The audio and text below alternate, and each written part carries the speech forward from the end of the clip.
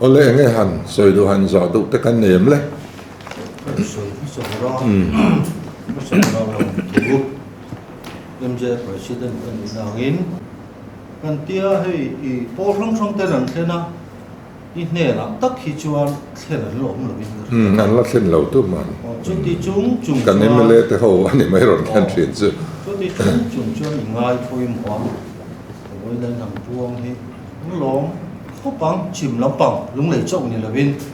chu chu ma sai lom tu kan soi du na kina MJ lung lei district headquarter phoi ziak te point tu kan meeting do na ngon soi na te po kan henanga ro pui kan tia kan so tu chu State University of Turkian NCO from ma ang demand committee te pontina ato pa MLA te khan trong ni khan ria a om thena na ZPM MLA te chak isoi la kha mokka ti dewa nung le mi pui demand committee om te zilai po ho te kha ma an na fail a ngai ti na le khlai te kha MLA chak ka khia da chon minang ra ra min la kontak lo le kha po ko la dang lo wa ten mi mal ang point tu ma min na soi pui lo hei chu